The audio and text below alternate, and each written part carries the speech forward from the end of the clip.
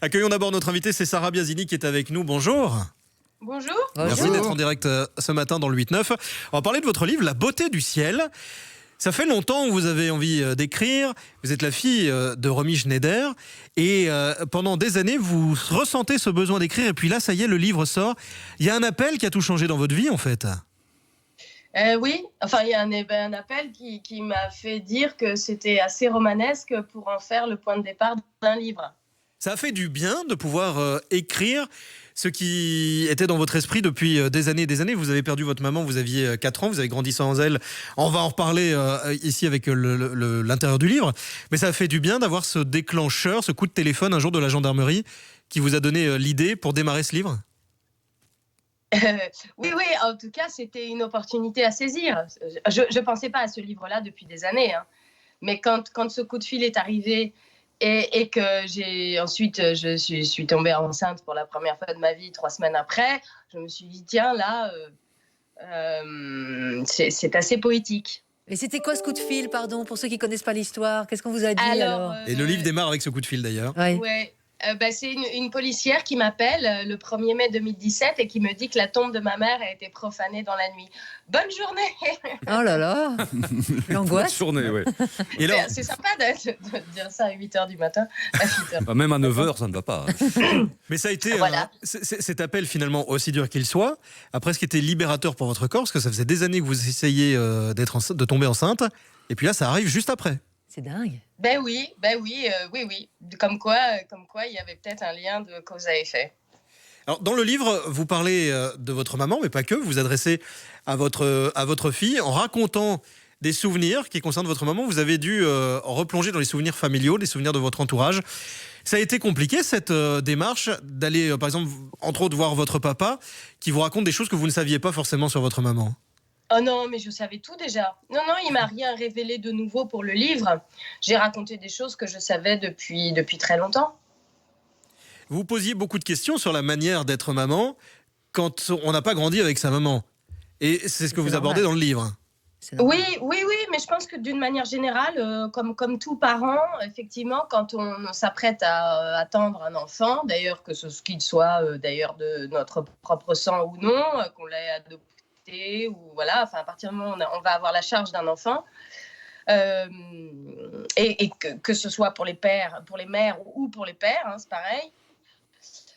Tout d'un coup, on se dit, il y a quand même une sacrée responsabilité qui vous tombe sur les épaules, quoi. Donc forcément, on se demande quel genre de parent on veut être, quel genre de relation on voudra avoir avec son enfant, et du coup, on se demande, alors quel genre d'enfant j'ai été, quel genre de parent j'ai eu, comment est-ce que j'ai appris tout ce que je sais, comment je vais le transmettre, etc. Voilà, c'est des questions comme ça. Justement, revenons à vous, à votre maman.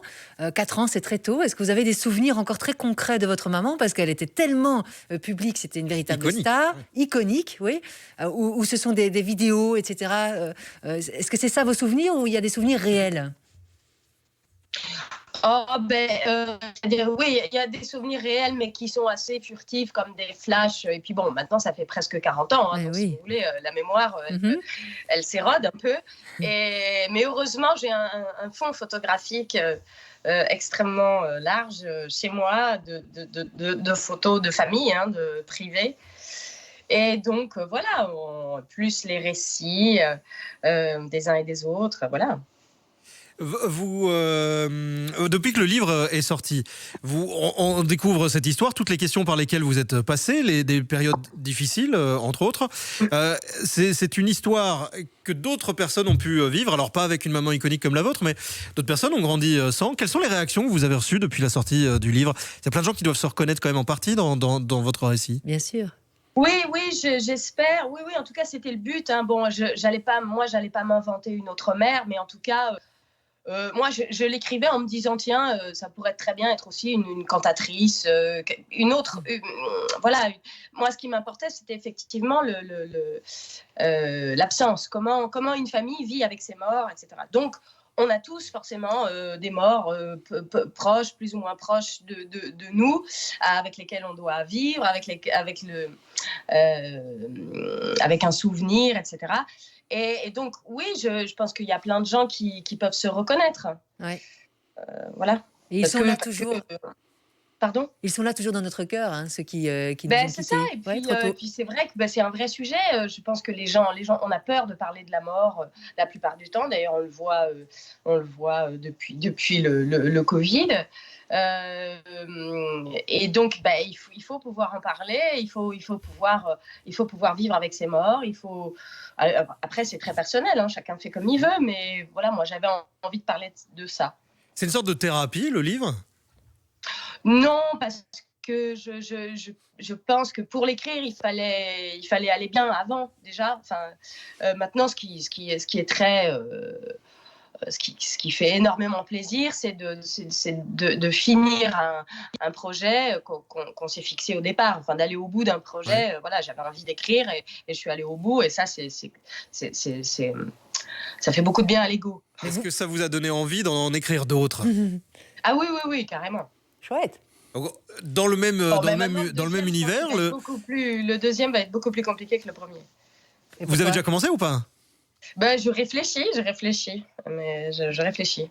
C'est pas évident de trouver la bonne histoire, ce qui va démarrer un roman. Mais on est donc dans du roman ou c'est vraiment des tranches de vie de votre maman, des tranches de vie de vous? C'est quoi? C'est vraiment un récit autobiographique? Non, ce sera plus de l'ordre de la fiction, je pense, quand même, le deuxième. Là, c'est bon, j'ai assez traité de...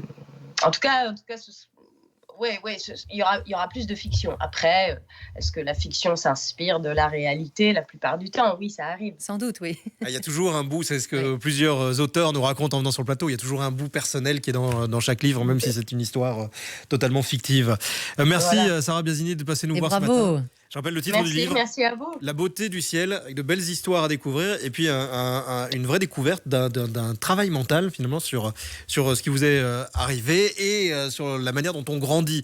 La beauté intérieure était avec nous ce matin. Oui. Ouais. Merci beaucoup. On vous souhaite une excellente journée. Bonne journée. À très vite.